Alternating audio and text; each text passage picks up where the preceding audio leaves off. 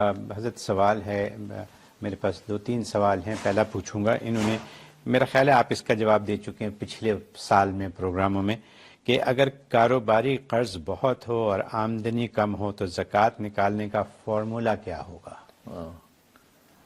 مطلب قرض ہے ان کے اوپر، کاروباری قرض بہت ہے اور آمدنی تھوڑی ہے، تو اب کیا کریں؟ زکوٰۃ دیں نہ دیں یا کیسے دیں؟ بالکل صحیح.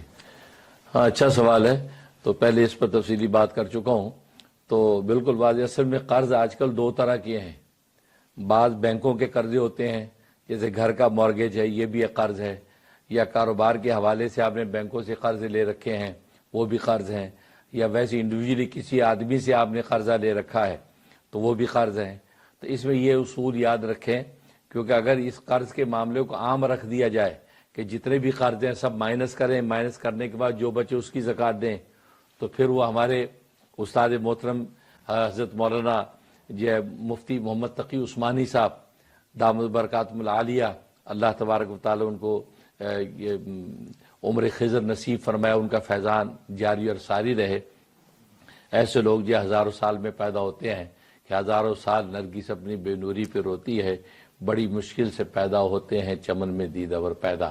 تو واقعی وہ ایسی شخصیت ہیں. تو وہ فرمایا کرتے تھے کہ اگر جو وہ قرض کے معاملے کو مطلق اور عام رکھ دیا جائے تو پھر تو یہ بڑے بڑے جتنے سیٹھ ہیں یہ سب مستحق زکوٰۃ ہو جائیں گے، کیونکہ ان کے اوپر اتنے بڑے بڑے قرض ہیں کہ مارگیج کے قرض ہیں، کاروبار کے قرض ہیں. تو سارے قرض مائنس ہوں تو پیچھے بچے گا ہی کچھ نہیں، بلکہ اتنے غریب ہو جائیں گے ان کے پلے کچھ بھی نہیں ہوگا، یہ خود مستحق زکوٰۃ ہو جائیں گے بجائے اس کی کہ لوگ اوروں کو زکوٰۃ دیں. اس لیے جو ہے یہ قرض کا معاملہ بالکل مطلق نہیں ہے، بلکہ جب آپ بینکوں سے قرض لیتے ہیں، کاروباری قرض لیتے ہیں، تو اس میں یہ دیکھا جائے گا کہ اس قرض سے آپ نے کیا کیا ہے، کیا چیز لی ہے. اگر آپ نے اس سے کوئی ایسی چیز لی ہے کہ جس چیز کے اوپر جو ہے وہ شریعت زکوٰۃ کا حکم لگا رکھا ہے، تو اگر ایسی کوئی چیز لی ہے تو پھر وہ جو قرض ہے وہ مائنس ہوگا.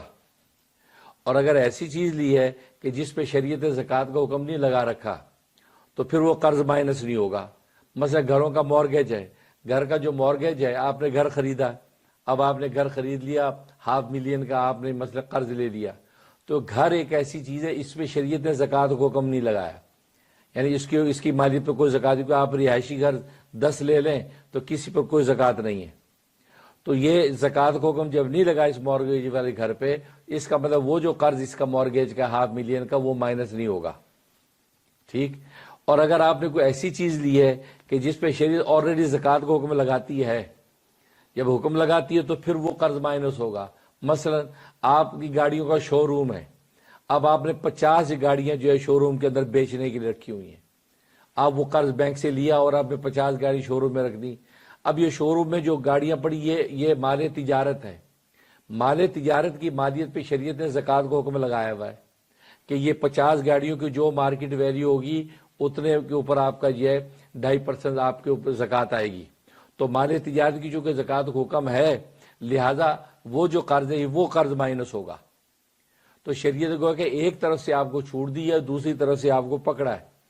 اگر ایسا عام کر دیا جائے گا تو پھر سارے قرض مائنس ہوں گے، تو اس کا نتیجہ کیا ہوگا کہ کوئی بھی زکوٰۃ ادا کرنے والا ملے گا نہیں. بس اس اصول کو یاد رکھیں کہ کاروباری جو قرضہ آپ نے دیا، اس قرضے کا آپ نے کیا کیا؟ آپ نے اس سے کوئی را میٹیریل لیا، یعنی مال تجارت لیا، کمپیوٹر خرید کے کمپیوٹر بیچ رہے ہیں، یا آپ نے زمینیں خریدی ہیں وہ بیچنے کے لیے خریدی ہیں، یا آپ نے مکان خریدے ان مکانوں کو بیچ رہے ہیں. تو مال تجارت اگر آپ نے لیا تو مال تجارت پہ چونکہ زکوٰۃ آتی ہے، لہٰذا یہ قرضہ مائنس ہوگا. اور اگر ایسی چیز لی، جیسے میں نے کہا کہ اپنے گھر، اپنے مارگیج کا گھر لے لیا، اپنا ذاتی گھر خرید لیا آپ نے، تو اس پہ چونکہ شریعت زکوٰۃ نہیں دیتی، لہٰذا یہ جو قرضہ ہوگا یہ مائنس نہیں ہوگا. اس اصول کے اوپر آپ ہر چیز کا فیصلہ کریں گے اور اس کے مطابق زکوٰۃ ادا کریں گے. بہت شکریہ.